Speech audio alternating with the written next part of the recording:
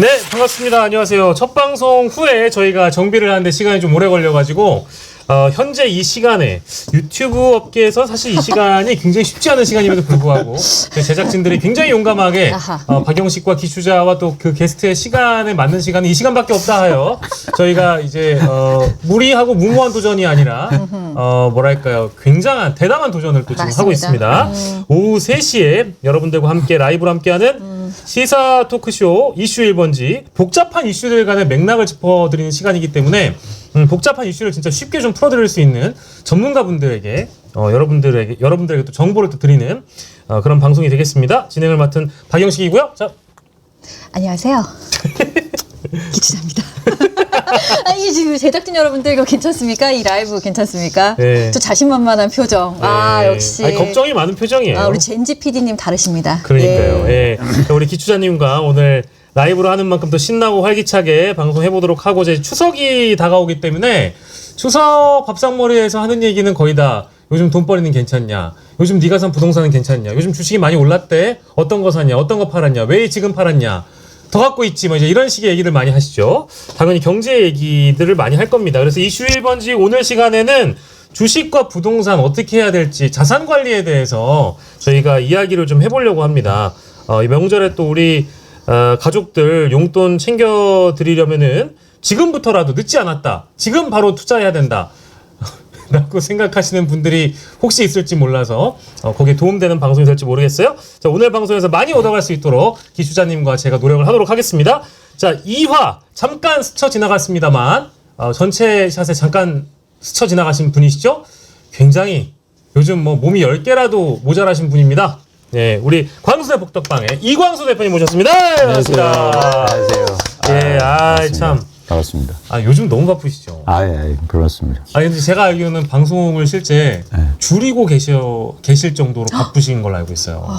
네. 왜냐하면 이제 이재명 정부에서 어쨌든 경제가 그 가장 중요한 또 키워드이기도 하고, 그러다 보니까 묻고 싶은 질문이 너무 많은데, 항상 이광수 대표님을 모시려고 하는 분들이 너무 많은 거죠. 저는 하나 더 봅니다. 컨텐츠 당연히 좋고요. 우리 이광수 대표님 좀 잘생겼잖아요. 그게 아니고 얼굴로 제가 보시는 진실을 얘기해 드릴게요. 제가 줄이는 이유를. 네. 왜냐면 네. 제가 사실 그동안은요, 제가 회사를 그만두고 그동안 한 2년 동안은 부르는 데는 무조건 나갔어요. 네. 그런데 쉽게 말해서 저희 이 세계에서 뭐라고 그러냐면 ROE라고 그러는데, ROE? 예. 그러니까 뭐냐면 제가 투자한 만큼 리턴을 얼마나 받느냐. 네. 이걸 이제 ROE 지표라고 하는데, 네. 그게 너무 떨어지는 거예요. 부르는데 다 나가니까 힘들기는 엄청 힘들고. 예. 그래서 저도 이제 생활을 해야 되니까 일단 투입을 좀 줄이자. 그럼 ROE가 올라가는 거 아닙니까? 그러니까 내가 투입하는 시간을 줄이면 일단 그런 작전 차원에서 좀 방송을 선별해서 나가고 있다. 이렇게 보시면 될 것 같고. 그 선별에 우리 프로그램이 들어갔네요. 다행히 들어갔네요. 근데 그 선별할 때 조건이 또 있어요. 뭐냐면 고정이냐 아니냐. 오래간만에 부르는 데는 무조건 갑니다. 내가 정화리 TV에서 오래간만에 부르셔서 제가 감사합니다. 근데 아까 그 3시에 하신다는 표현이요. 예. 그 3시에 하는 유튜브가 별로 없잖아요. 없긴, 아니요. 꽤 있어요. 매불쇼가 하는구나. 매불쇼도 있고, 뭐, 한겨레 TV도 있고. 언급해주지 마세요. 맞아요. 대기업들.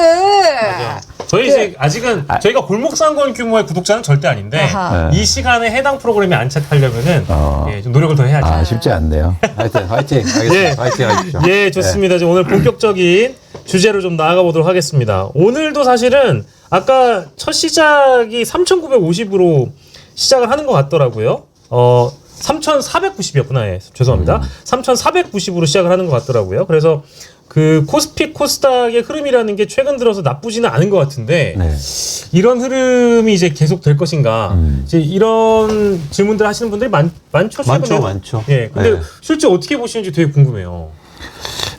저는 상승 가능성을 굉장히 높게 봐요. 그러니까 지수를 뭐 5천이다, 6천이다 이렇게 정해서 보는 건 아니고, 한국의 주식시장이 올라갈 가능성이 굉장히 높다. 그런 차원에서 이제 두 가지를 말씀드리고 싶은데, 지금 오르는 이유가 뭐냐? 지금 오르는 이유. 최근에, 그러니까 정확히는 코스피 지수가 저점이 2,400 정도 됐어요. 그때가 무슨 날이었냐면, 이재명 당시 대선 후보가 처음으로 대선 출마 선언할 때가 한국의 주식시장의 정확히 바닥이었어요. 신기하죠. 그 뒤로 한 40% 오른 거죠. 예. 그런데 여러분들이 이제 아셔야 될 게 뭐냐면 그렇게 보면 이게 마치 인과관계처럼 느껴져요. 그러니까 무슨 얘기냐면 정권이 바뀐다. 그리고 이재명 대통령이 됐다. 그래서 그것 때문에 주가가 올랐다. 근데 제가 진실을 말씀드릴게요. 아닙니다. 아하. 기대감 때문에 그런 게 아니고. 그러니까 다 아니에요. 네. 전 세계가 오르고 있어요. 그러니까 뭘 상법 개정을 하거나 뭐 민주당이 법을 좋게 바꿔서 그리고 이재명 대통령이 주식시장을 얘기해서 이런 기대감이나 이걸로 오르는 게 아니고 전 세계 주식시장이 오르고 있다고요. 일단 그게 베이스예요. 네. 그래서 미국이나 일본이나 다 오르고 있어요. 그건 뭐냐면 미국을 중심으로 해서 금리가 내려간다고 하니까 유동성이 다시 시장에 들어오기 시작하고 그래서 주가가 오르는 거죠. 제가 이 말씀을 왜 드냐면 그래서 더 오른다는 얘기예요. 네. 왜냐하면 지금 우리가 논의되고 있는 상법 개정이라든지 이런 주식시장의 정상화 조치들이 제대로 반영도 안 된 상태라고요. 그러면은 이게 반영이 되려면은 시간이 좀 걸리는 문제도 분명히 있으니까. 그렇습니다. 그때 가면은 더 오를 수 있다라는 기대감이 전문가분들도 있고 대부분 이제 개인 투자자분들도 그런 희망이 있으시겠네요. 근데 흥미로운 건 뭐냐면 이렇게 오르니까 개인 투자자들은 주식을 엄청 팔아요. 네? 지금 이제 막 오르고 있으니까 차익 실현을 하자? 더 안 오른다. 그럼 대표님 저 지금 저격하시는 거예요? 지금 방송 못 하겠는데요. 그런데 제가 열받는 게 뭐냐면 눈물이 나서. 개인들이 이렇게 파는 주식을 외국인들이 다 받고 있단 말이에요. 저 솔직하게 말씀드리면 제 삼성전자를 지난주에 81,000원에 털었어요. 근데 이번 주 돼가지고 또 이렇게 막 올라가더라고요. 그래서 이게 제가 뭐 많은 돈을 하는 게 아니고 뭐 200-300 정도 넣어놨는데 그래도 치킨값 하겠다라고 털었는데 야 이게 이렇게까지 또 막 오르더라고요. 영식아. 그러니까 영식이가 주식 투자를 몰라요. 저 전혀 모릅니다. 우리 똥강아지들한테 좀 오늘 비밀을 알려드리려고 온 거예요. 네. 그래서 중요한 건 뭐냐면 우리나라가 지금 하고 있는 대한민국이 하고 있는 정치의 변화, 경제의 변화, 그리고 주식시장의 변화, 그리고 상법 개정 이런 걸 통해서 나오는 효과들이 아직 반영도 안 됐다. 그럼 반영되려면 그 시간이 걸리는데 그 시간은 어느 정도로 그럼? 그거는 모르죠. 뭐냐면 사람들이 어떻게 인지하느냐, 그리고 어떻게 이걸 반영하느냐, 그거는 사실 예측하기 힘드니까. 그렇죠. 그런데 그 룸이 남아 있다는 게 중요한 말씀을 드리는 거예요. 근데 그 가능성을 보고 한국 주식을 지금 외국인들이 계속 사잖아요. 그러니까 뭐냐면 이거는 어쩌면 큰 변화의 흐름이 있을 수도 있겠다. 그래서 제가 주식시장에 오래 있었지 않습니까? 주식을 오래 하거나, 그러니까 저희가 그냥 여의도라고 하는데, 여의도에 그런 사람들 있잖아요. 일종의 전문가라고 하는 사람들은 만도 얘기해요. 만. 진짜. 코스피 지수 만. 코스피 지수 만이요? 네. 5천이 아니고? 그 정도로 가능성이 있다, 우리 시장이? 있다. 가능성이 있다. 물론 이제 그 전제는 대통령이 하고자 하는 자본시장 활성화에 대한 정책이 안착되고 정착돼서 실제 뭐랄까 이 코스피 코스닥에 대한 가치가 높아졌을 때 그렇죠. 그것만 이제 제대로만 반영이 되면 그래서 아직은 반영이 안 됐으니까 이제 반영되기 시작하고 그리고 시장에서 기대하는 것처럼 개혁의 속도 그리고 정상화의 속도를 좀 빨리 하면 충분히 가능성이 있다는 얘기를 하는 거죠. 그때가 저평가됐다는 게 확실한 거네요. 그러니까 저평가의 기준은 두 가지거든요. 그러니까 뭐냐면 그러니까 많은 분들이 이제 주식을 얘기할 때 어떤 걸 얘기하냐면 이런 회사가 주가가 올라가려면 그 회사 이익이 증가하고 뭐 매출이 많아지고 이런 얘기만 하잖아요. 그렇죠. 그런데 또 하나의 평가 방법은 뭐가 있냐면 회사가 갖고 있는 자산을 평가할 수도 있잖아요. 그렇죠. 그래서 회사가 막 현금을 1조 원 들고 있는데 그거에 대한 평가는 해줘야 될 거 아닙니까? 그게 그러니까 매출이나 성장에 대한 평가보다도 한국의 회사들이 갖고 있는 자산에 대한 평가가 너무 저평가돼 있어요. 그게 이제 PBR이란 건데 PBR이 코스피 기준에서 이제 이렇게 올라도 1.1배 정도 되는데요. 예를 들어서 미국은 5배, 일본은 뭐 니케이 225 지수 같은 게 2배, 2.3배. 그리고 심지어 우리보다 더 전쟁 위험이 큰 이스라엘도 2배가 넘어요. 그러니까 그만큼 한 50% 정도 저평가 돼 있는 거죠. 그렇게 따지면. 그러면 우리가 지금 갖고 있는 자산도 제대로 평가받지 못하고 있다. 그러니까 일례를 들이면 주식시장에 상장된 회사 중에서 현금만 2조예요. 2조 원을 들고 있어. 근데 시가총액이 1.4조입니다. 말이 됩니까? 야, 근데 이 정도의 저평가된 시장이 저는 궁금한 게 그게 있어요.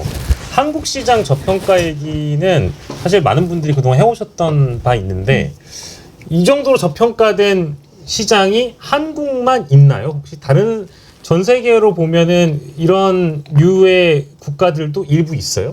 아니요, 전 세계에서 제일 싸요. 아, 그래요?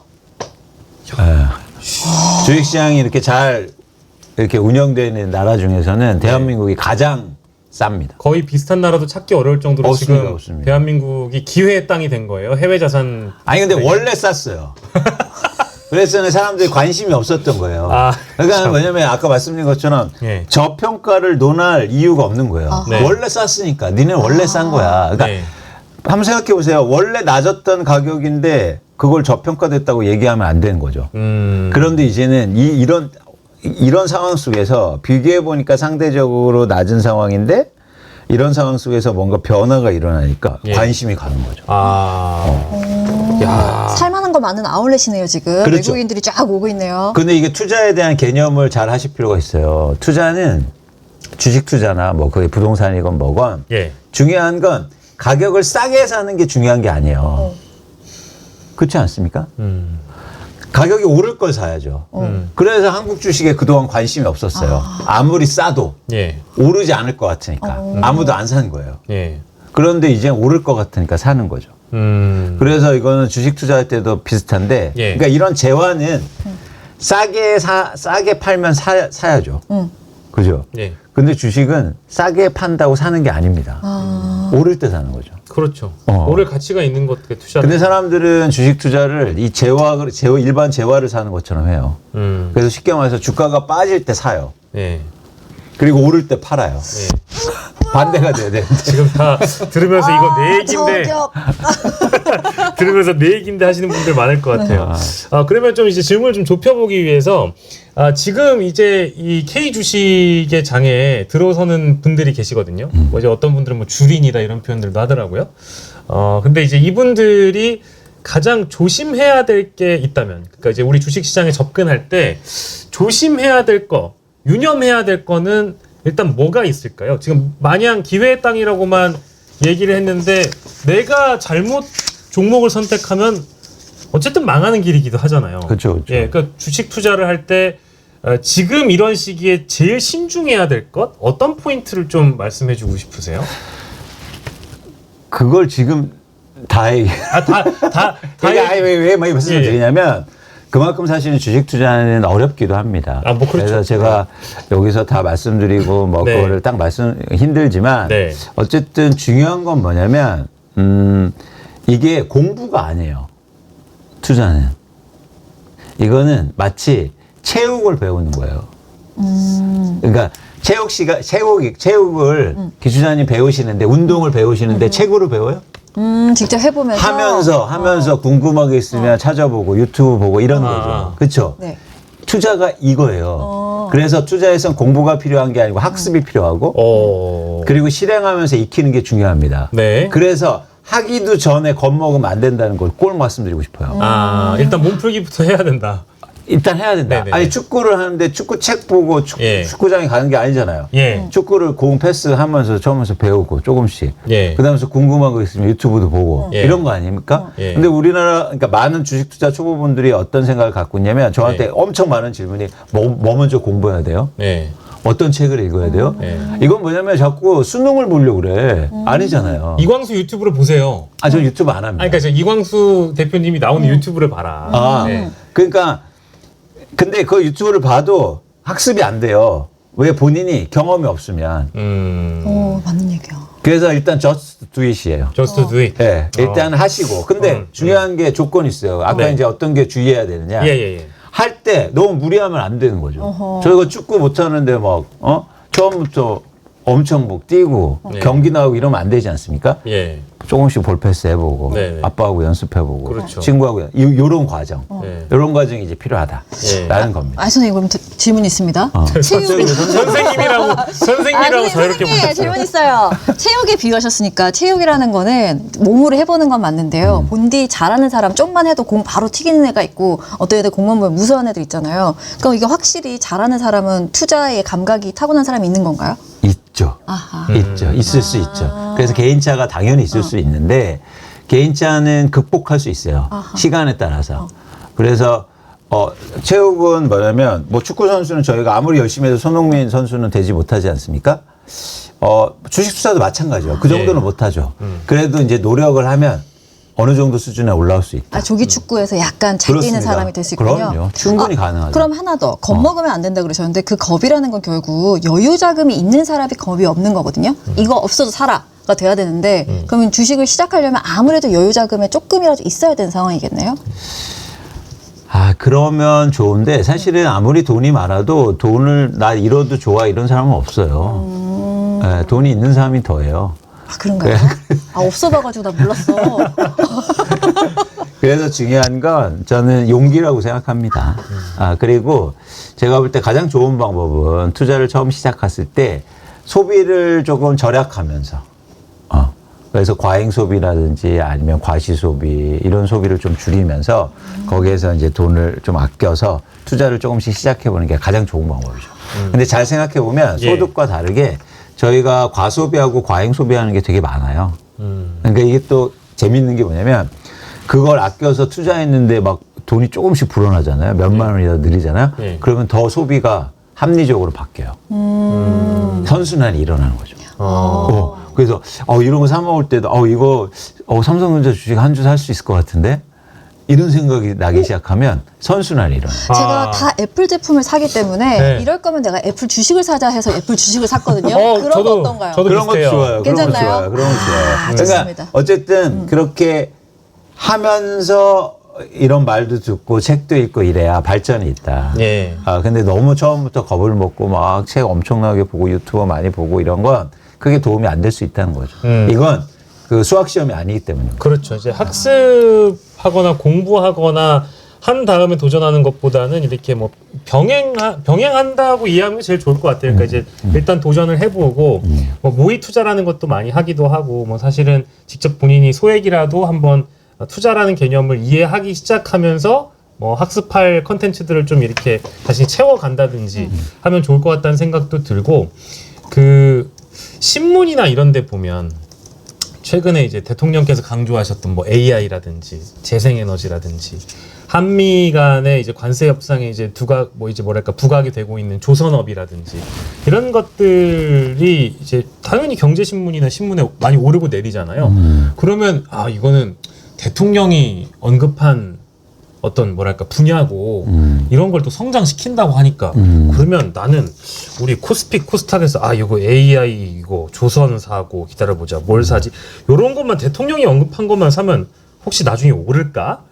이런 질문을 제가 최근에 받아본 적이 있어요. 근데 내가 뭘 알겠습니까? 근데 저도 사실은 대통령이 언급한 것은 나중에 한 3, 4년 뒤에는 아마 어느 정도 기대감도 있고 그 기업들이 실제 정부의 지원들도 많이 받을 테니까 기업의 가치가 많이 올라가면 주가도 올라가지 않을까?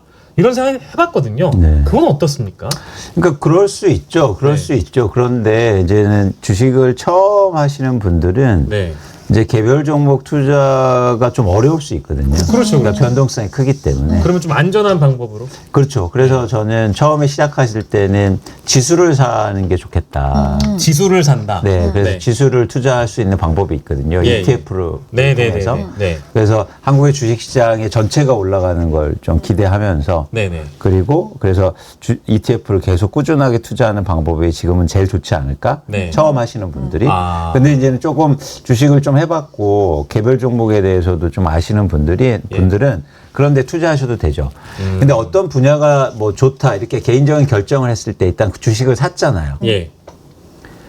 그러면 그 다음부터가 이제 중요한 거예요. 사실 많은 분들이 잘못 생각하시는데 종목을 선택하고 사는 게 가장 중요하다고 생각해요. 그런데 주식 투자에서 훨씬 더 중요한 건 산 다음에 어떻게 하는가에 따라서 성과가 달라져요. 장기 성과가. 그러니까 단기 성과가 아니라. 네네. 그래서 주식을 산 다음에 어떻게 할 건가, 투자를 어떻게 할 건가가 꼭 아셔야 됩니다. 그래서 그거를 이제는 배우셔야죠. 예. 학습하셔야 되고. 네. 뭐 중간에 뭐 혹시 뭐 분할 매도를 하거나 뭐 분할 매수를 하거나 아니면 어떤 타이밍에 예를 들면 한 바구니에 담았던 것을 뭐 예를 들어서 나눠서 담거나 뭐 이런 말씀을 혹시 그렇죠. 여러 가지 말씀하시죠. 예, 맞습니다. 근데 그런 방법을 저희가 제대로 배우지 못했어요. 그렇죠. 뭐 알려주는 사람도 없고. 왜냐하면 일반적으로 주식 투자를 할 때 종목만 얘기하거든요. 맞아요. 뭐 사야 돼요? 이런 거요? 그러니까 그것만 궁금해해요. 사람들이. 찍어봐봐 이거지 뭐. 그러니까 컨텐츠를 제공해주고 쉽게 말해서 그런데 장사하는 사람들은 네. 그것만 얘기하고 싶어 한다고요. 그걸 원하니까. 예. 그런데 그게 중요하지 않다고 저는 생각합니다. 길게 보면. 예. 그래서 이제 산 다음에 어떻게 행동한가가 중요한데 그러니까 산 다음에 기본적인 건 이거예요. 그러니까 주식 투자는 미래에 하는 거죠. 미래. 투자는 미래에 하는 겁니다. 그래서 그냥 리스크가 있어요. 여기서 투자에서 리스크는 뭐냐면 손실에 대한 리스크를 얘기하는 게 아니에요. 불확실성이 리스크예요. 사람들은 내가 손실 날 거를 위험하다고 생각하는데 아니에요. 내가 모르는 일이 벌어질 가능성을 투자에서는 리스크라고 얘기합니다. 네. 그러면 그 미래의 불확실성을 줄여야 되잖아요. 네네. 그런 투자 일종의 방법을 배우실 필요가 있어요. 그러기 위해서는 불확실성을 줄이려면 가장 먼저 해야 될 건 예측의 횟수를 줄여야 돼요. 예측의 횟수를 줄인다. 네. 왜냐하면 예측은 틀리는 걸 전제로 하기 때문에 예측은 무조건 틀려요. 틀릴 수밖에 없는 숙명이에요. 그렇잖아요. 그거를 잘 맞힐 수 있는 사람은 많지 않습니다. 네. 그건 운이죠, 운. 네네. 그래서 그렇다면 예측이 틀리는 게 숙명이라면 예측의 횟수를 줄여야 돼요. 투자하면서. 예. 그래서 예측은 단 한 번만 해야 돼요. 언제? 이럴까 저럴까 다수 막 예측을 자꾸 하려고 들지 말고. 그렇죠. 한 번만 한 합니다. 번만. 언제요? 살 때요. 살 때. 그리고 산 다음에 예측하는 게 아니고 대응하는 거예요. 되게 철학적이다. 그죠? 네. 그러니까 예를 들어서 이거예요. 사놨는데 주가가 올라갑니다. 네. 그러면 사람들이 뭐라고 생각해요? 예측해버려요. 아하. 네. 이거 더 올라가겠네. 혹은 야, 다 올라왔네. 뭐야. 예측합니다. 이건 저격 방송이에요? 아니, 다 우리 얘기하는 것 같아서. 맞아요. 그러면 그건 또 틀린다는 얘기예요. 아. 예측 횟수를 줄여야 돼요. 네. 주가에 대해서 예측하면 안 돼요. 마찬가지로 주가가 하락합니다. 아. 그러면 사람들이 또 예측을 해버려. 그래서 물타기 들어가나요? 그렇죠. 아, 난가? 그래서 주장이 뭐냐면 주식 투자할 때는 사놓은 다음에 예측하면 절대 안 돼요. 아. 그래서 대응해야 돼요. 대응하고 선택하고. 그래서 예측을 왜 하냐면 자꾸 반응하기 때문에 예측이 나와요. 반응하려고 하기 때문에. 예. 대응하면 예측이 필요 없어요. 예. 그래서 쉽게 말하면 이거예요. 그래서 원칙은 이겁니다. 네네. 손실은 줄이고 예. 이익은 늘려야 돼요. 네네네. 기본이잖아요. 기본이죠. 그래서 주가가 빠지면 팔고 네. 오르면 갖고 있어야 돼요. 네. 그게 대응이에요. 반대로. 뭐야. 뭐 배고프면 밥 먹는다는 얘기 같잖아요. 근데 반대로 한 사람도 다 있잖아요. 반대로 한단 말이에요. 오르면 팔고 떨어지면 사고 반대로 하다 망한 사람도 있잖아요. 나니? 난가 이거죠. 자, 예. 주식을 갖고 있는데 이 주식이 내가 떨어지잖아요. 그러면 갖고 있어요. 팔아야 되는데. 네네네. 왜냐면 예측하기 때문에 네. 야 많이 빠졌어. 예, 오를 예. 거야. 예. 반대로 오르잖아요. 그럼 어떤 예측을 하면 야 많이 올랐네. 예. 팔아야겠다고 팔아야겠다. 예측을 해버려요. 예. 그래서 팔아버려. 예. 그래서 쉽게 말하면 제가 아까 너무 뻔한 얘기라고 말씀하셨는데 네. 이 뻔한 얘기를 지키지 못해요. 주가가 빠지면 오래 갖고 있고 주가가 오르면 금방 팔아버립니다. 그래서 이익은 줄이고 손실을 늘려가요. 그러니까 어떻게 이익이 날 수 있어요? 장기적으로 가면 갈수록 마이너스죠. 맞아요. 네. 아 지금 굉장히 마음이 쓰입니다. 제가 뭐 그래서 예를 들어서 삼성전자가 이렇게 오르고 있는데 팔 이유가 없었어요. 그래. 이 녀석아. 눈물이 납니다. 왜냐면 이거는 또 아니 기수님 이거 아시잖아요. 이거 수학이에요. 수학. 예. 물론 영어 선생님이시긴 하셨지만 그래도 이렇게 건너들어서 수학. 아, 그럼요. 이게 산수거든요. 네네. 자, 내가 10,000원짜리 주식을 사면 최대 손실이 얼마입니까? 최대 만 원. 만 원. 최대 이익은요? 모르죠. 그거 모르죠, 진짜. 이거예요. 최대 손실은 그냥 빵원이에요. 그렇게 해도 안 나. 제가 볼 때 최대 손실은 80% 90%예요. 네네네. 근데 위에는요 열려 있어요. 그래서 이익은 최대한 많이 내려고 하는 게 되게 중요합니다. 그럼 쫙 올라가다가 떨어질 때 파는 거예요? 그렇죠. 그래서 원칙이 있어요. 뭐냐면 일반적으로 아주 원칙은 뭐냐면 주식을 갖고 있는데 내가 산 가격에서 10% 빠지면 무조건 팔아야 돼요. 네. 그걸 손절매라고 하죠. 10% 빠지면은. 네. 그리고 내가 산 가격에서 오를 때는 네. 파는 게 아닙니다. 왜 팔아요? 계속 갖고 있어. 그러다가 네. 예를 들어서 4만 원까지 올랐어. 만 원에 샀는데. 네네. 근데 4만 원에서 10%가 빠져. 네. 그때 파는 거예요. 마치 손절매를 하는 것처럼.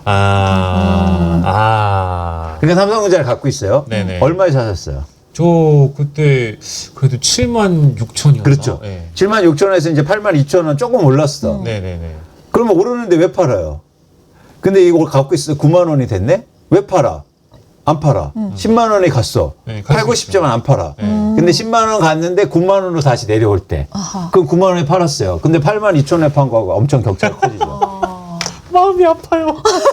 오늘 방송 좀 쉬실래요? 그런데 이게 왜 어렵냐면 예. 인간의 아까 본능책 하셨죠? 아니, 네네네. 보수는 본능. 보수 본능 저희가 1화 했었죠. 네. 인간의 본능에 반대되기 때문이요. 사람들은. 어떤 본능이죠? 그러니까 예를 들어서 주가가 빠지면 사람들은 기본적으로 이 손실에 대한 고통을 크게 느껴요.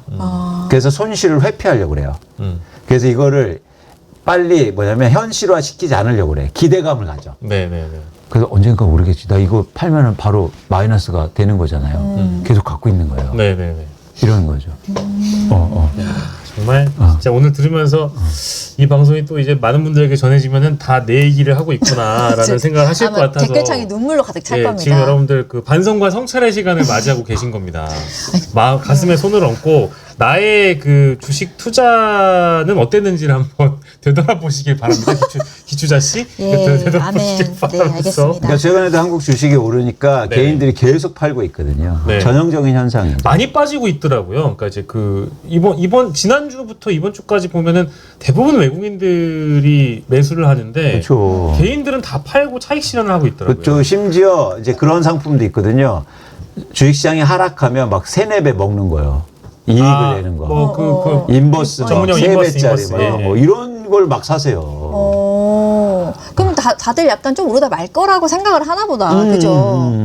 그러면 주식 딱 눌렀을 때 왜 외국인이랑 기관이랑 개인 얘기 나오잖아요. 그럼 외국인이 쫙 올라가 있으면 그거는 약간 희망을 품어도 되는 그런 건가요? 그렇죠. 기본적으로 외국인이 사는 건 추세적일 가능성이 높고 그리고 지금 한국의 주식이 외국인 비중이 낮은 수준이거든요. 그러니까 이 여력이 있는 거죠. 그 이제 전 세계적으로 우리 처음으로 돌아가 보면 전 세계적으로 지금 주식이 올랐던 시기가 있었고 대통령이 바뀌었기 때문에라기보다는 이제 그런 일종의 흐름이 있었다. 다만 뭐 제가 보기에는 앞으로 무관하지 않을 것이 정치적 불확실성이 제거된다라는 것은 어쨌든 이 한국이라는 국가 자체가 외국인들이 보기에 투자하기에도 안정적인 정치 상황을 맞이했다라는 그 뭐 다름이 없는 표현이니까 그러니까 이제 외국인 투자는 늘어난다라고 저는 보는데 그러면 이제 국내에서 이 자본시장 활성화를 위해서 대통령이 어떤 정책을 그간 내왔는가 보면은 약간 중간에 삐걱거렸던 게 당정간에 그 양도소득세 부과 기준 관련해 가지고 뭐 10억으로 낮춘다고 했다가 종목당 10억으로 낮춘다고 했다가 막 벌떼처럼 일어나기도 하고 막 그랬었잖아요. 그 어간에 외국인들이 그 시기만큼은 좀 투자에서 빠지는 흐름이 일부 있었던 걸로 제 기억을 하고 있는데 그러면 그 결정은 잘한 건가요? 이번에 50억 원을 유지하기로 한 결정은? 그러니까 세부적인 내용이나 그 자체가 주식시장에 미치는 영향은 크지 않았는데 네네. 일단 그걸 통해서 이재명 정부가 주식시장을 어떻게 대하느냐 네. 앞으로 대할 것이냐를 측정하는 리트머스가 된 거예요. 그래서 그러니까 향후로 전망을 할 때 이거 작은 거 하나도 이렇게 예. 빨리 못하고 예. 그리고 여기서 충돌이 있고 예. 논란이 있다? 네. 그러면 더 큰 변화를 만들어야 되는데 그럼 어떻게 하겠습니까? 앞으로 엄청난 변화들을 만들어내야 돼요. 네. 그러니까 거기에서 반론과 반대와 논쟁이 커질 텐데 네. 이거를 돌파할 힘이 있는 거야, 진짜? 그거에 대해 의심을 한 거죠, 투자자들이. 그러니까 그런 측면에서는 논란을 빨리 잠재울 필요가 있었는데 네. 조금 끌었던 측면이 있고 예. 그런데 어쨌든 이제 다시 그 길로 이제 돌아온 거니까 네네. 조금 더 이제 의미 있는 그리고 좀 속도감 있는 정책이 필요하겠죠. 예. 그거 약간 일종의 기재부의 장난으로 만약 본다면 대통령의 의지를 기재부 안대에 딱 밟아주는 모습을 보이면 좀 더 희망적인 거예요? 그렇죠. 그러니까 결국엔 뭐냐면 그게 뭐 주식시장도 그렇고 자산시장에서 이제 전형적으로 나타나는 현상인데 이해관계자들이 있고 또 그 안에서 뭔가 목소리를 내고 싶은 뭐 정보기관이라든지 단체들이 있지 않습니까? 근데 전 그게 모두 다 같은 좋은 방향으로 갈 수 없다고 봐요. 결국 중요한 건 뭐냐면 우리가 진짜 궁극적으로 추구하는 게 뭐냐. 네. 거기에 통해서 다른 것들은 야 꺼져. 우리는 이 방향으로 갈 거야. 이게 필요하지 않습니까? 이제 그런 방향성으로 간다는 측면에서 대통령실이나 이재명 대통령이 목소리를 더 많이 내고 예. 그런 논란을 빨리 잠재우는 게 필요하겠죠. 지금 이제 저희가 시작하면서 저희가 막 이 1시간 동안 주식 얘기만 할 수는 없어가지고 이따 부동산 얘기도 하긴 할 건데 어쨌든 정리하자면 지금 시장의 흐름 자체는 뭐 우리 대표님이 보시기에도 나쁘지 않은 것이고 외국인들 투자가 늘어나는 것도 이제 한국 시장에 대한 기대감이 분명히 있는 것이고 주식 시장이 좀 안정화되는 바람들이 아마 뭐 외국인뿐만 아니라 지금 우리 현재 국내 뭐 기관이나 개인들 다 있을 것 같아요. 그러다 보니까 혹시나 지금 막 이 추석 시즌 앞뒤로 주식 투자를 하시려는 분들은 이제 막 시작하려고 하는 분들은 기왕이면 좀 지수에 투자할 수 있는 ETF 쪽으로 처음 접근을 해보고 네네. 요거 이제 이거 투자해 놓고 나서 흐름을 좀 공부를 해가면서 종목별 투자로 늘려가는 것이 좀 바람직하겠다. 그렇습니다. 요렇게 좀 맞습니다. 근데 이제 꼭 말씀드리고 싶은 게 뭐냐면 저는 한국의 주식시장이 이 상태에서 상승하는 거에 찬성할 수가 없어요. 왜냐면 네네. 자산 분위별로 주식 보유액을 보면 네. 자산 5분위 쉽게 말해서 부자들은요. 네. 주식을 7,700만 원 들고 있어요. 평균. 네네. 그런데 자산 1분위는요. 예. 33만 원 들고 있어요. 100배가 넘어요. 200배가 넘게 차이 나요. 예. 그러면 이 상태에서 주가가 5천이 가고 만이 가면 어떻게 되는 겁니까? 격차가 커지겠네요. 양극화되는 거예요? 우리나라는 심각해질 거예요. 더요. 네. 그러니까 이 상태로 주가가 올라가는 건 우리 대한민국의 경제, 대한민국의 어떤 모든 상황을 통해 사회를 위해서 네. 대한민국에서 전 좋지 않다. 차라리 다른 걸 하시라. 네. 그래서 조건이 필요해요. 조건은 뭐냐면 모두 다 투자를 할 것. 전 국민이. 네. 그리고 특히 자산이 없으시거나 네. 아니면 노동으로 우리가 노동소득 얻으신 분들이나 예. 이런 분들이 더 주식에 투자할 것. 네. 그래야 주가가 오르는 게 의미가 있지 않습니까? 그렇죠. 그래야 어떤 효과가 생기냐면 그분들이 배당을 받고 주식이 올라야 소비를 할 거예요. 아니 예를 들어서 자산 엄청 많은 뭐 100억대 부자가 거기에 주식이 더 올라서 부자가 된다고 소비를 더 할 것 같습니까? 안 해요. 안 해요. 밥 그런다고 4끼 먹냐고요. 밥 더 줄이지. 그러니까 이게 선순환으로 돌아가려면 전 국민이 투자를 해야 된다. 근데 이런 부분에 대한 홍보 내지 인센티브 그리고 그런 것들이 부족해요. 정부는 그냥 5천만 얘기해. 예. 민주당 5천만 얘기해. 예. 전 국민이 투자할 수 있는 길 그런 얘기들을 해야 될 거 아니야. 예. 그런 얘기를 하는 사람이 유일하게 제가 아니, 근데 지금 방송을 줄이시겠다고 지금 처음에 그렇게 뛰어다니세요. 압축한 그래도 이게 되게 심각하다 지금. 예. 아니 근데 이건 뭐 대통령께서도 기자회견에서 일부 얘기를 하긴 했습니다만은 우리가 주식이 없는 사람도 주식을 사서 거기에서 기업들의 배당으로 내가 용돈 벌이를 할 수 있는 그런 나라 만들어 보겠다라고 언급은 하신 적이 있으니 어느 정도 국민 여러분 자 이제 K 주식 시장 좋아질 겁니다. 혹시 관심 없는 분들도 한번 들여다보시고 매수하셔서 나중에 배당 소득도 가져가세요. 뭐 이런 어떤 홍보가 대통령이 스스로 하고 있는 건 아닌가요? 그러니까 원론적으로 그렇게 말씀하시는데 더 적극적으로 해야죠. 더 적극적으로. 그리고 인센티브를 막 주고 네네. 예를 들어서 근로소득자들한테 한국 주식의 비중을 높이면 예를 들어서 뭐 절세 효과를 크게 올려준다든지 그런 디테일. 아니면 예를 들어서 모든 국민이 갖고 있는 자산이 뭐예요? 국민연금이잖아요. 네네. 국민연금이 빨리 대한민국 주식에 투자할 수 있게 확대하고 10년 동안요 국민연금이 대한민국 주식에 투자를 하나도 늘리지 않았어요. 해외 주식을 해외 주식만 엄청나게. 맞아요. 기사도 났었죠. 그러니까 뭐냐면 빨리 이런 것들 같이 추구해야 된다. 민주당도 똑같아요. 상법 개정만 바꾸는 게 중요한 게 아니라 전 국민이 투자할 수 있게. 그래서 교육도 시켜주고. 그죠? 그런 프로그램 만들 수 있잖아요. 정치 프로그램 이런 것만 만들지 말고. 그래서 주식 투자 어떻게 하면 잘할 수 있을까 여러분 하셔야 된다. 그래서 제가 요즘 전국 돌아다니면서 무료 강연하고 있는데. 그런데 뭐 300~400명이 오세요. 그러니까 저는 저도 이렇게 노력하고 있는데 해야 될 거 아닙니까? 지금 누구 좋으라고 주식시장 5천 간다는 얘기를 하고 있는 거예요.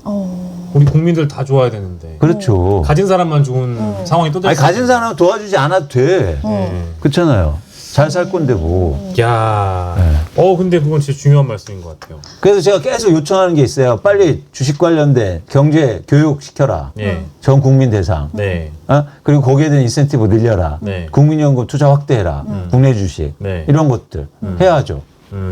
최근에 배당 관련된 얘기도 하셨잖아요. 이런 식으로 나가서 누가 기업이 배당 늘리겠냐고. 그렇죠. 배당소득세라든가 이런 것도 절세해주고 세율 낮춰주고 이렇게 하면 국민들이 적극적으로 관심을 가질 거 아닙니까? 정말 갈 길이 멀다는 생각은 드는데 이제 뭐 방향이나 이런 뭐 이제 대통령이 정부를 새롭게 열고 나서 그 이후에 금융시장 활성화, 자본시장 선진화 뭐 이런 어떤 큰 틀의 방향과 메시지는 좋았는데 아직 뭐랄까 디테일들을 다 못 챙기고 있는 것 같다라는 말씀으로 저희가 그러니까 그 속도에 제가 볼 때 못 쫓아가는 것 같아요. 맞아요. 공무원들이 그거 답답하다고 말씀 많이 하셨던 것 같아요. 전에 다른 방송에서도. 부동산 얘기를 저희가 좀 해볼까요? 저희는 진짜 부동산 진짜 똥강아지 이런 똥강아지가 없어요. 진짜 주식보다 더 몰라요. 아니 그러면 부동산을 저희가 진짜 가진 사람도 아니고 부동산에 대해서는 부자도 모른다라고 우리가 전제를 하고 아마 지금 보시는 분들도 일부 그렇다고 한다면 이재명 정부 들어가지고 그 부동산 대책이 나온 게 한 번만 있었던 건 아니고 두 번. 최근에 이제 97 정책 나왔고 7월인가 한 번 나왔었던 것 같아요. 6월이었나요? 627. 근데 지금 97 공급 대책도 나오고 나서 제가 기사를 최근에 봤더니 3주 동안 가격이 올랐다. 이런 보도가 많이 나오잖아요. 그러니까 이제 이광수 대표님 같이 출연하는 방송 나가면 그 앞에 나와 있는 그 상대 패널이 이거 봐라 이거 집값 못 잡는다 왜 이런 식으로 정책 내가지고 오히려 서울 부동산 집값만 뛰게 만들었냐 무능하다 이런 비판들 하고 있는 거잖아요. 근데 진짜 왜 뛴 걸까요 이거?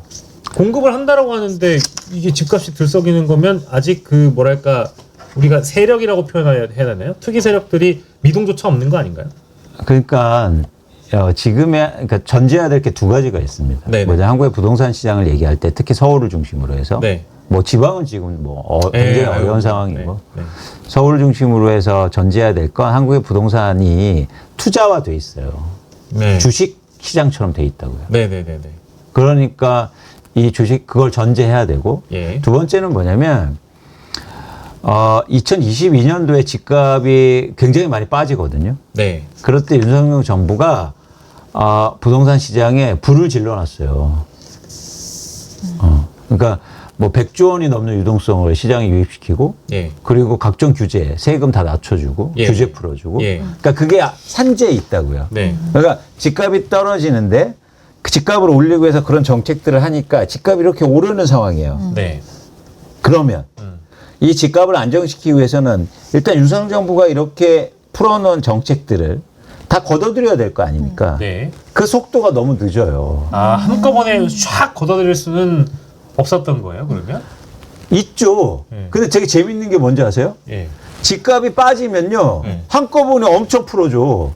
근데 집값이 오르면 뭐라고 하는 줄 아세요? 집값 오르는 거에 따라서 대응하겠대요. 너무 많이 들어본 멘트입니다. 이 대통령도 그래요. 그러니까 우리 쓸 거 많다. 집값 오르면 다 쓰겠다. 예. 이게 얼마나 저는 자산시장을 사실은 잘 모를 수도 있는 말이 예. 생각해 보세요. 그러면 내가 투자하는 사람이야. 집값이 오른 다음에 정책 나면 집값이 그거 쉽게 빠지겠습니까? 그러면 지금 사는 게 맞아요. 예. 오른 다음에 나온다며. 예. 그래서 지금 오르는 거예요. 예. 그게 되게 그러니까 한국에서 부동산 불패 신화가 있지 않습니까? 그렇죠. 맨날 그렇게 얘기하죠. 그 불패 신화의 근원은 예. 집값이 계속 올라서가 아니에요. 예. 뭔지 아세요? 집값이 빠지면 도와줘. 그래서 안심을 해. 왜냐면 괜찮아. 집값 빠지면 도와줄 텐데 뭐. 우리나라 그동안 집값 많이 빠졌어요. 그때마다 엄청 도와줘. 갑자기 막 하면서. 근데 집값 오르면 천천히 규제 나와. 근데 그런 이제 정책을 위반하는 사람들이 대부분 이제 고위공무원들이나 실제로 뭐 다주택자이거나 자기가 부동산 놀이를 하는 사람이다 보니까 이렇게 대응하는 거 아니야? 일반 서민들은 그렇게 생각할 수 있죠. 집 한 채 없는 분들은. 근데 실제로 그분들 만나보면 절대 그런 생각이 없죠. 예를 들어서 강남에 예. 거주하지 않아도 재건축 아파트를 갖고 있어서 한 40억 원을 벌었어요. 그런데도 만나보면 훌륭해. 네. 그게 아니 자기가 직접 투자한 건 아니고 예. 아내가 했다. 네네네. 그래서 본인은 한국의 부동산 가격 안정에 대한 의지도 많이 갖고 있고 철학도 갖고 계세요. 네. 그래서 전 그걸 의심하지 않아. 중요한 건 네. 에코니 말씀하신 그 지점이에요. 예. 사람들이 믿지 않아요. 상징이 중요하잖아요. 자, 우리나라의 장관들 최근에 이제 금융 위원장 강남에 다 집 갖고 있다. 그다음에 막 2채씩 갖고 있어. 그런데 예. 그분들을 의심하지 않아요. 그분들의 선함을. 그런데 중요한 건 뭐냐면 사람들이 그렇게 얘기한단 말이죠. 강남에 다 갖고 있는데 뭐 집값을 안정시켰다 그래. 공정의 내용도 중요한데 외피도 갖춰야 되는 거군요. 자산시장은 그래서 상징성이 중요한 겁니다. 그래서 주식시장으로 다시 돌아와 볼게요. 제가 그래서 주식시장에서 민주당의 상법 개정할 때 가장 먼저 얘기한 게 뭔지 아십니까? 민주당 의원들 다 ETF 가입해라. 상징성이 중요하다. 그러면서 과감하게 추진하라. 예. 거의 유일하게 누굽니까? 이소영 의원. 네. 너무 잘하시잖아요. 그런데 거기서 상징이 있었죠. 누굽니까? 이재명 대통령. 예. 계좌를 보여줘. 예. 나 ETF 지수 사고 있다. 네. 이런 게 중요한 거라고요. 그런데 지금 한국의 부동산 시장이 정책을 만들고 방향성을 만드는 사람들은 그 상징성이 없어요. 아무도 이 얘기를 못 해. 왜냐면 이 얘기만 하면 쪼그라들어. 강남에 집 있거든. 이 녀석들. 그러니까 그분들을 욕하고 싶지 않다고요. 욕할 거예요. 죄송합니다. 중요한 건 뭐냐면 그런 상징성이 있는 사람이 필요해요. 없어요. 없어요. 결국엔 국민들 신뢰 문제이기도 하고 그죠? 네. 예. 안타깝네요. 또 말씀 듣고 나니까 분노가 넘치시는 것 같은데. 그래서 이제 또 말씀드리고 싶은 게 네네네네. 그래서 중요합니다. 네. 정책 때문에 오르는 거기 때문에 지금 좋은 정책이 나오면 집값을 분명히 잡을 수 있어요. 정책 때문에 윤석열 때문에 오르는 거니까. 네네. 마치 정치도 윤석열을 없애니까 예. 정상화가 되는 것처럼. 그렇죠. 이 정책도 정책으로 잡을 수 있단 말이에요. 네.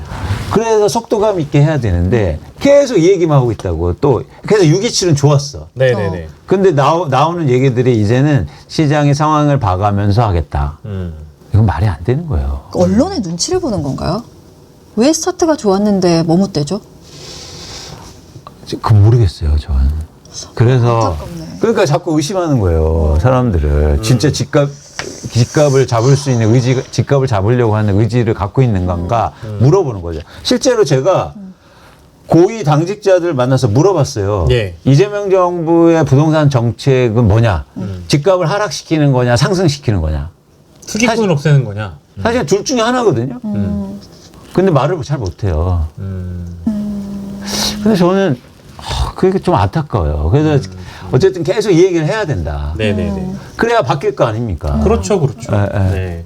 참 이게 부동산이 남 얘기 같지만 그 이제 대통령이 기자회견 하시면서 일부 밝힌 내용은 우리나라가 주식으로 먹고 사는 나라도 아니고 돈 많은 사람들은 다 부동산 여러 채 갖고 있어가지고 그 차익 실현으로 작은 건물에서 큰 건물 사고 이 투자가 아니라 투기가 돼버리다 보니까 이 자금이 부동산으로 쏠려 있는 거를 결국에는 주식시장이나 자본시장 쪽으로 빼와서 균형을 맞추거나 부동산을 가지고 더 이상 투기꾼이 설치는 장을 만들지 않겠다라는 게 대통령의 의지이다 보니까 저는 그 대목에선 이해를 했는데 다만 이제 정책 기반자들이 갖고 있는 국민적인 신뢰 이런 것들이 전혀 어떤 뭐랄까 기대를 충족시켜 주지도 못할 뿐만 아니라 실제 성과도 지금 못 내고 있다라는 차원이 너무 안타까우신 거네요. 그렇죠. 그러면서 예를 들어서 이런 거죠. 그런 정책을 만드는 그래도 한두 명은 막 쉽게 말해서 막 집값 하락을 얘기하고 네. 무조건 잡겠다 이런 사람이 시켜줘도 되는 거 아닙니까? 그래야 사람들이 이건 정말 의지가 있나 보네. 그런 게 생기는 거 아니에요? 그렇죠. 그러니까 저는 그게 되게 메시지가 있다고 봐요. 그래서 미국 한번 잘 보세요. 미국 같은 경우에 자산 시장 이렇게 하니까 그냥 애널리스트나 펀드 매니저를 장관시켜버려요. 그런 거잖아요. 그러니까 그런 상징적인 것도 되게 중요하다. 메시지가 있다는 거죠. 네. 근데 예를 들어서 주식시장을 얘기하는데 우리나라 부총리는 PBR도 몰라. 그거는 정말 나보다 모르면은 거기 있으면 안 되는 거 아닙니까? 근데 우리가 이거를 자꾸 뭐라고 해야 돼요. 쉬쉬하면 안 돼. 네.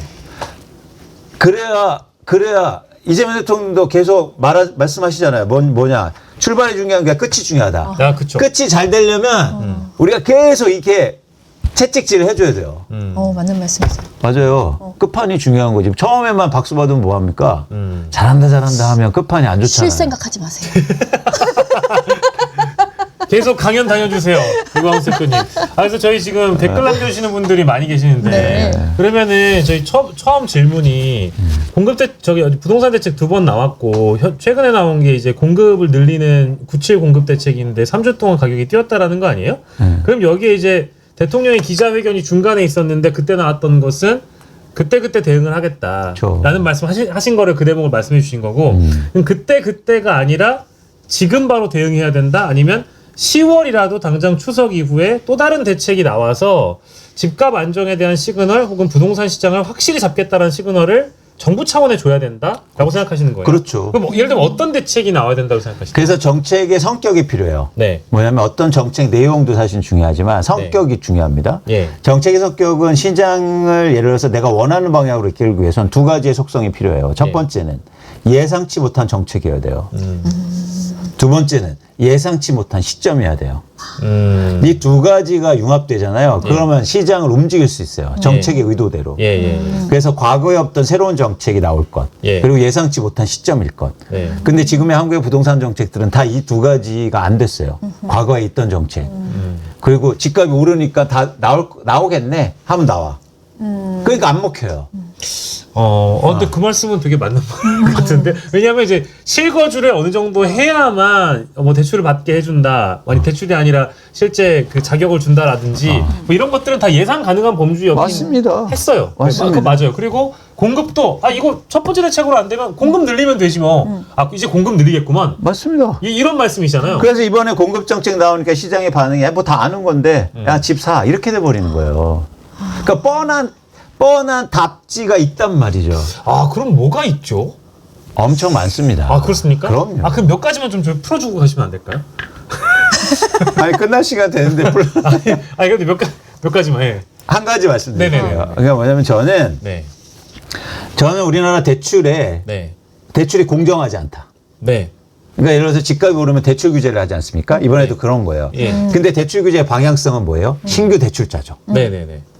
근데 이건 억울해요. 왜요? 나 그동안 집 없어서 지켜보고만 있다가 집값 올라서 이제 대출 받아서 집 살려고 하니까 나한테 대출 규제를 왜 해? 정작 대출 규제하려면 따로 있는데 왜 나한테 그래? 그렇죠. 네. 그래서 저는 기대출자의 대출을 회수해라. 기존 대출자의 대출을 회수해라? 네. 새로운 대출 규제를 적용해서. 그럼 어떻게 됩니까? 어떻게 돼요? 집 팔아야 될 거 아니에요? 갚으려면. 그러면 시장이 많아질 거 아니에요? 그러면 집값은 바로 하락해요. 와, 나 벌써 조선일보 헤드라인 지금 눈앞에 보여요. 나라를 망치려 하는가. 그렇죠. 난리 나겠네요. 그렇죠. 거주권자. 그런데 이건 공정한 거예요. 왜입니까? 그러면 기대출자는 뭐 왜 규제 안 하는 거예요? 이미 혜택은 다 받는데 대신 소급에 대한 우려가 있으니까 네. 기대출자들이 만기 연장하거나 네. 아니면 대환할 때 네. 새로운 규제를 적용한다. 그러면 합리적인 겁니다. 아. 그러면 어떻게 되냐면 기대출자가 집 다 사서 올려놨잖아요. 그럼 팔면서 집값은 안정되고 그 대출을 은행에 갚잖아요. 그럼 대출을 신규 대출자, 무주택자들이 받아서 집을 사요. 떨어진 가격을. 그러면 가계 대출의 총량은 늘지 않고 집값은 안정되고 무주택자가 집을 사는 선순환 구조를 만들 수 있어요. 그러면 이 내용을 국민들이, 대중들이 정확히 이해하고 있어야겠네요. 여론이 돼야 되겠네요. 왜냐하면 이런 일이 나오잖아요. 네. 건설사 끼고 있는 언론들 하면 온갖 헤드라인으로 진짜 정부를 죽이려고 할 거거든요. 그래서 움찔하게 만들 것 같습니다. 그럼 이 얘기를 보다 많은 사람들이 이미 이해하고 있어야겠네요. 그것도 중요한데 저는 다 이해하려면 또 다 알게 되잖아요. 그러니까 이거는 이런 용기를 갖고 이런 정책을 만들어야 돼요, 우선. 그 다음에 내세운 다음에 이해를 구하면 돼요. 정책이란 그런 겁니다. 예를 들어서 예전에 김영삼 대통령 때 하나회 이런 거 숙청하잖아요. 그러면 그 전부터 하나회들 다 설득시키고 이런 거 아니잖아요. 이렇게. 그 다음에 얘기하는 거잖아요. 그렇죠? 사실 이런 게 개혁이거든요. 그래서 이런 건 수도 없이 많아요. 그런데 제가 얘기하면 안 받아들여. 왜일 것 같으세요? 왜죠?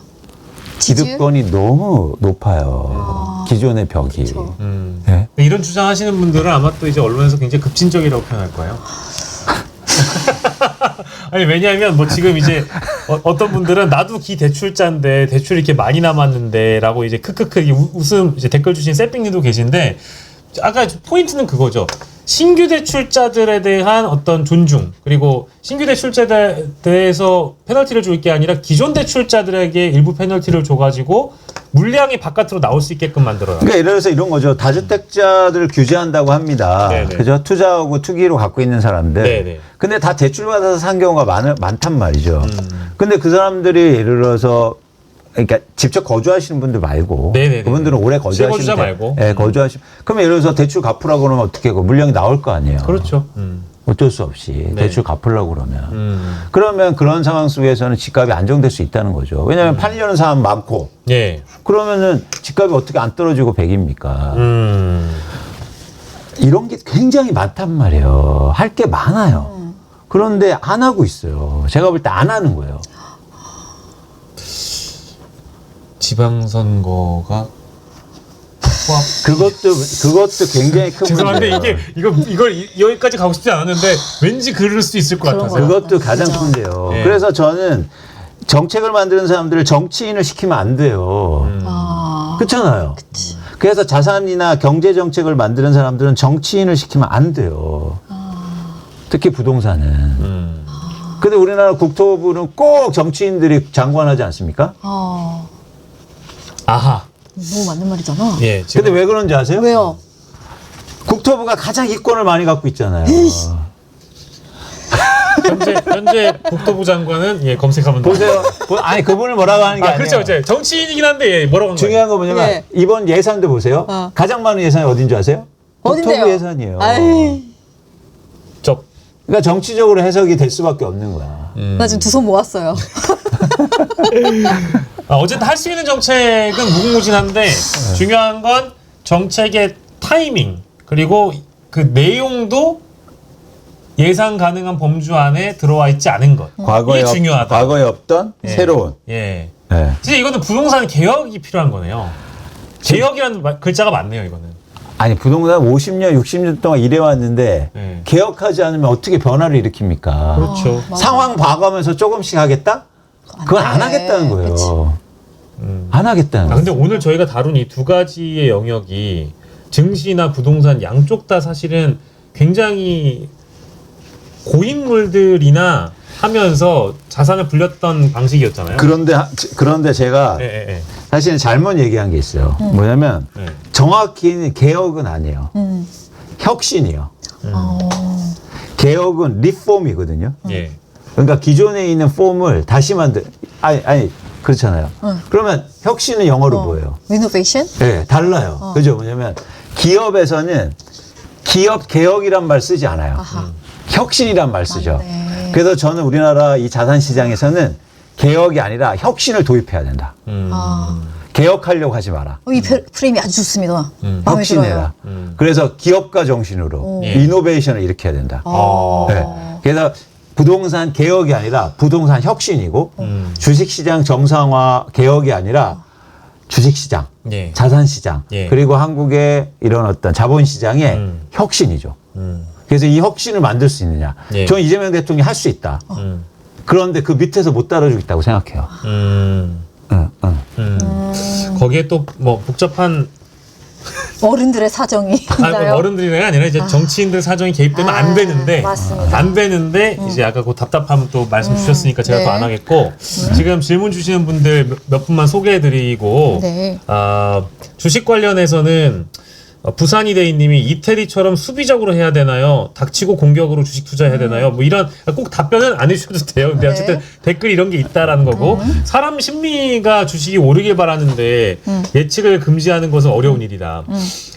민초님 주식은 실패라는 걸 눈물을 머금고 해야 된다. 실패를 두려워하면 또 안 되겠네요. 8450님. 중요한 말씀. 네. 왜냐면 실패는 교과서 같은 겁니다. 네. 그리고 이 시장을 배우기 위한 수업료예요. 네네. 그래서 실패를 아름답게 생각하시고 예. 실패를 통해서 내가 뭔가를 얻으려고 하셔야지 예. 실패를 두려워하시면 안 돼요. 저 지금 수업료 냈잖아요. 잘하셨어요. 대신 수업료를 최대한 줄여야 된다. 예, 가겠습니다. 많이 줄여야 되고요. 예. 그리고 아까 어떤 분이 그 질문도 주셨어요. 그 청년들 중에 내 집 마련을 위해 그 지금 달려가고 있는 분들이 한두 분은 아닐 것 같고요. 근데 이게 이제 우리가 해외는 아예 그냥 뭐랄까 집을 사는 개념보다는 뭐 임대의 개념이 더 많은 나라들이 많잖아요. 네. 그렇게 만약에 우리의 어떤 그 형태가 계약 형태가 분양이나 이게 아니라 임대 방식으로 가는 나라가 될 수 있을까 우리나라가? 그 질문 하나가 있었고요. 두 번째는 그게 아니더라도 최근 들어서 이제 집 살까 말까 고민하는 신혼부부들이나 뭐 이런 부분들이 있어요. 근데 아니야 좀 더 기다렸다가 그냥 임대로 전세로 살다가 나중에 넘어가자 이런 분들도 있을 텐데 지금 2025년 26년 시즌이라는 게 집 사기 좋은 시즌인 건 맞는 건가? 라는 그 질문 두 가지만 부탁드리고 저희가 마무리하겠습니다. 그러니까 임대라는 거는 뭐냐, 이거 계속 제가 강조하지만 부동산이나 주식시장이나 많은 사람들이 모여서 만드는 마켓이에요. 네. 그래서 어떤 제도가 도입해서 그게 막 이렇게 강제로 할 수는 없어요. 예를 들어서 임대가 우리나라에서 잘 적용되기 위해서는 집값만 안 오르잖아요. 그 임대 시장은 커질 겁니다. 당연하죠. 왜냐하면 그냥 임대하는 게 사는 게 좋은데. 네네. 근데 집값이 계속 오르니까 임대 시장이 형성이 안 되는 거예요. 집을 사는 게 유리하고 돈 버는 구조니까.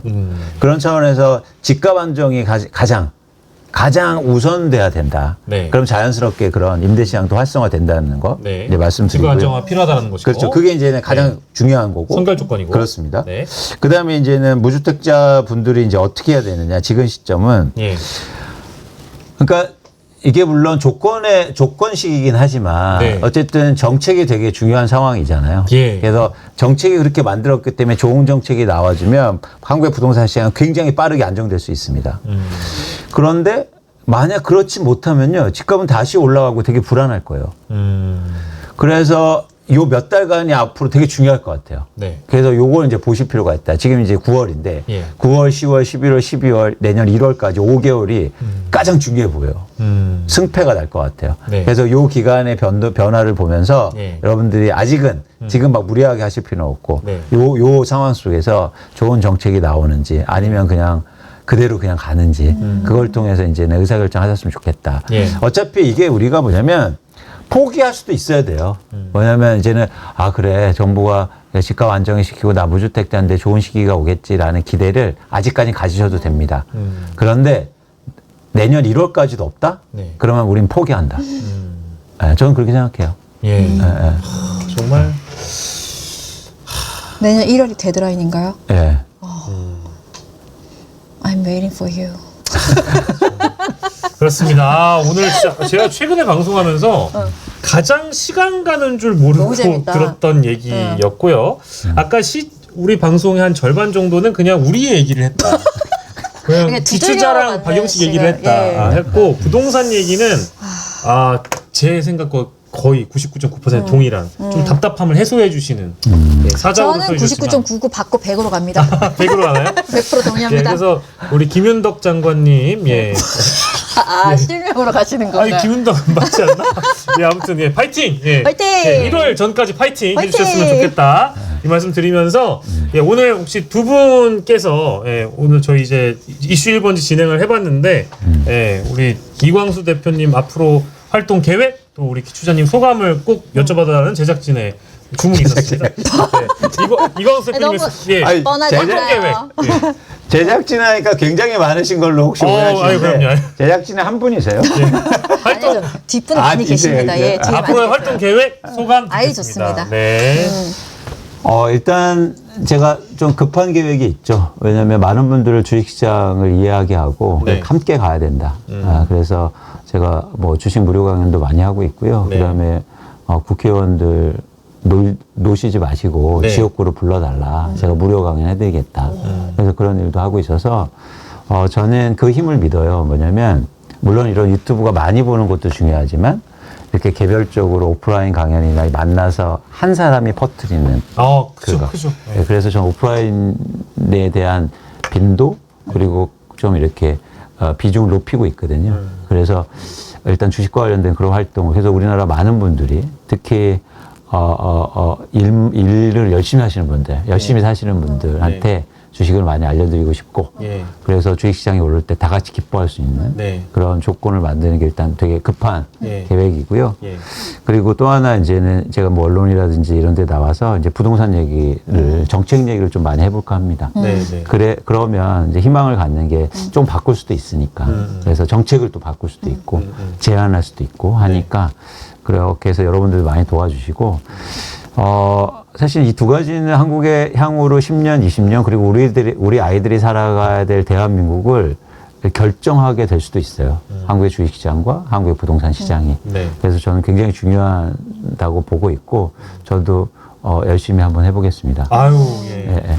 열심히 응원하겠습니다. 고맙습니다. 우리 기수자님의 소감 네. 듣고. 저는 이런 게 굉장히 어렵지만 굉장히 흥미가 많은 사람이란 말입니다. 그리고 우리 이광수 대표님의 어떻게 살 것인가 책도 2번이나 읽었습니다. 그리고 나오는 영상 다 찾아보고요. 그리고 방금 말씀 주신 열심히 살고 주식이 오르면 함께 기뻐할 수 있는 사람이 많았으면 좋겠다는데 그중에 1인이 접니다. 저를 부르세요. 좋습니다. 너무 좋습니다. 너무 좋습니다. 오늘 이광수 대표님과 함께한 이슈 1번지 여기까지 하고 인사드리도록 하겠습니다. 저희는 기추자님과 함께 격주로 수요일 오후 3시에 이렇게 찾아뵐 예정인데요. 다다음 주는 추석에 쉬게 돼서 10월 15일에 돌아오도록 하겠습니다. 추석 연휴에 이광수 대표님과의 이 어떤 대화 방송 같이 보시면서 풍성한 한가위 보내시고요. 저희는 다음 시간에 다시 돌아오도록 하겠습니다. 두 분 너무 고생하셨습니다. 고생하셨습니다. 고맙습니다. 안녕.